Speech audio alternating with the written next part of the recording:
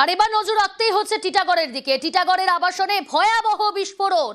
টিটাগড়ের ৪ নম্বর ওয়ার্ডে আবাসনের ৫ তলায় বিস্ফোরণ। সেই ছবিটা দেখাচ্ছি আপনাদের। ৫ তলার ফাঁকা ফ্ল্যাটে বিস্ফোরণ। বিস্ফোরণে উড়েছে ফ্ল্যাটের দেওয়ালের একাংশ ভেঙে পড়ে পাশের টালির চালে। টিটাগড়ে আবাসনে ভয়াবহ বিস্ফোরণ। টিটাগড়ের ৪ নম্বর ওয়ার্ডে আবাসনে বিস্ফোরণ।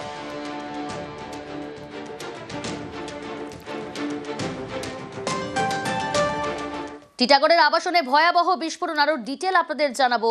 অরুণ রয়েছে আমার সঙ্গে সরাসরি। অরুণ, এখনো পর্যন্ত কি জানতে পারছো, কি কারণে বিস্ফোরণ, কখন এই বিস্ফোরণের ঘটনা ঘটলো, কারা ওই আবাসনে থাকতেন, প্রতিবেশীরা কি বলছেন? দেখো, প্রতিদিনের মতন সকালবেলা ঠিক 6:30 থেকে ঠিক 6:45-7টা নাগাদ কিন্তু এই যে টিটাগড়ে যে বাঁশবাগান রয়েছে সেই পাশে যে আবাসনটা রয়েছে এই আবাসনের কিন্তু একদম ওপরের তলায় 5 তলায় কিন্তু একটা জোরালো বিস্ফোরণ হয়। বিস্ফোরণের তীব্রতা এতটাই ছিল যে হঠাৎ করে কিন্তু সেটা ভেঙে, দেওয়াল ভেঙে পাশের বাড়ি চালে পড়ে। পাশাপাশি কিন্তু অনেকগুলো ছোট ছোট ঘর ছিল, তারা সবাই কেউ ঘুমাচ্ছিল, কেউ বাইরে বেরিয়েছিল, কিন্তু সেই ছাদ ভেঙে পড়ে তার চালির ওপর পড়ে এবং গুরুতর একজন বাচ্চা আহত হয় এবং বাকিরা বাইরে থাকে, তারা প্রাণে বেঁচে যায়। কেন এই বিস্ফোরণ, কী ধরনের মজুদ ছিল যে এত বড় বিস্ফোরণ আওয়াজ কিন্তু এলাকার মানুষ সবাই ঘর থেকে বেরিয়ে আসে?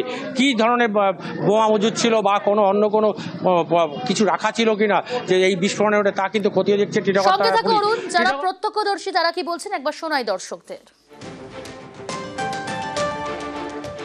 কাপড় ফাপড় কাচ্ছিলাম, এই জল ফল ভরাভরি করছিলাম, হঠাৎ করে আওয়াজ হলো। তারপর আমি পালালাম, বাড়ি অন্ধকার হয়ে গেছে, সব বাড়ির লোকগুলো সব বেরিয়ে গেল। ও উপর থেকে আওয়াজ হয়েছে, আমি দেখলাম উপর থেকে ভাট ভাট করে পড়ছে। এইটা পালাপালি হলো আর কি। আমরা তো ঘুমিয়েছিলাম, 6:30-6টার সময় হয়েছে এটা নষ্ট হয়ে গেল। তারপরে সব উঠলাম আমরা, ভাগাভাগি পুরো পাঁচিলগুলো সব পড়ে গেছে এইখানে। তারপরে কিছুক্ষণ পরে সব শান্ত হয়ে গেছে, এটাই হলো আর কি। যে ছবিটা আপনাদের দেখাচ্ছি, টিটাগড়ের আবাসনে ভয়াবহ বিস্ফোরণ আজ সকালে। টিটাগড়ের ৪ নম্বর ওয়ার্ডে আবাসনে বিস্ফোরণ। অরুণ রয়েছে আমার সঙ্গে। অরুণ, প্রত্যক্ষদর্শীরা যেমনটা জানালেন, কিন্তু আমি জানতে চাইবো যে আবাসিকরা কি বলছেন। ৫ তলার ফ্ল্যাট ফাঁকা ছিল যেখানে বিস্ফোরণ হয়েছে, কি থেকে বিস্ফোরণ, এখনো পর্যন্ত কি কি তথ্য সামনে আসছে?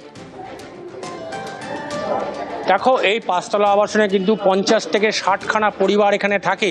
ফলে যে ভয়াবহ বিস্ফোরণটা ঘটে, এই বিস্ফোরণে কিন্তু আরও বড়সড় কিছু ঘটতে পারতো। এই যে 4 নম্বর ওয়ার্ড, এই ওয়ার্ডের যিনি কাউন্সিলর রয়েছেন আরমান মণ্ডল, তিনিও কিন্তু এই আবাসনে থাকেন। এখন সেখানে প্রশ্ন হচ্ছে যে কারা এই ঘরটায় যেত। এই ঘরটায় কোনো দরজা ছিল না, একটা অডিটোরিয়ামের মতন ঘর ছিল, ফাঁকাই পড়েছিল। সেই ঘরে এত বড় বিস্ফোরক কী ছিল এটা কিন্তু পুলিশ খতিয়ে দেখছে। সেটা বোম ছিল না অন্য কোনো পদার্থ কিছু ছিল, সেটা কিন্তু এখন তদন্ত সাপেক্ষ পুলিশ ঘিরে রেখেছে। কিন্তু দেওয়াল যেভাবে ফেটে গেছে এটা সাধারণ ছোটোখাটো বোমা বলে মনে হয় না, কারণ যদি বোমা হতো তাহলে সামান্য একটা আওয়াজ হতো বা সামান্য একটা ক্ষয়ক্ষতি হতে পারত।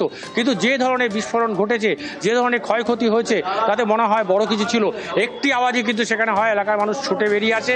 এরপর কিন্তু এলাকায় একটা চাঞ্চল্য সৃষ্টি হয়েছে। টিটাগড় থানা পুলিশ ঘটনাস্থলে রয়েছে, কিন্তু এখানে যে কাউন্সিলর রয়েছে 4 নম্বর ওয়ার্ডের কাউন্সিলর, তিনি বলেন অনেক লোক এখানে আসে, কে বা কারা এতগুলো পরিবার এখানে থাকে। দেখা হচ্ছে সিসি ক্যামেরা রয়েছে অরুণ সেখানে ওই আবাসনের মধ্যে? না, দেখো, সিসি ক্যামেরায় এখনো পুলিশ কিন্তু এখন তদন্ত করে দেখছে। আশেপাশ থেকে কিন্তু বোমা রাখা থাকলে সিসি ক্যামেরায় এখানে কয়েক হাজার লোক প্রতিদিন সকাল থেকে রাত অবধি যাতায়াত করে, ফলে এখানে এই ধরনের সম্ভব নয়। কিন্তু পুলিশ যেটা খতিয়ে দেখছে সেটা হচ্ছে এই ঘরে কিভাবে তারা ওপরে গেল, কখন গেল, নাকি এই বোম বহুদিন আগে মজুত করা ছিল। এখানে একটা প্রশ্ন উঠেছে, যিনি এই আবাসনের যিনি আবাসনটি তৈরি করেছিলেন তিনি অনিল গুপ্তা, তিনি কিন্তু দাবি করছেন যে এই যে আবার যেই ঘরটি ছিল, এই ঘরটি যিনি কাউন্সিলর রয়েছেন 4 নম্বর ওয়ার্ডের কাউন্সিলর আরমান মণ্ডল, তাকে তিনি দিয়েছিলেন ভোটের আগে। তারপর থেকে কিন্তু তিনি ঘরটি ফেরত দেননি বলে দাবি করেন। কিন্তু অপরদিকে এই আরমান মণ্ডল বলে তিনি ভোটের সময় নিয়েছিলেন, তিনি যেমন সত্যতা স্বীকার করে নেন, তারপর থেকে তিনি ঘরে কোনো খোঁজ রাখেন না। শুরু হয়েছে কি কারণে বিস্ফোরণ, কিভাবে বিস্ফোরণ, সমস্ত বিষয় খতিয়ে দেখছেন পুলিশ আধিকারিকরা। এইটা একটা সাদিশ আছে, এখানে তো রাজনীতি হতে পারে জানেন তো।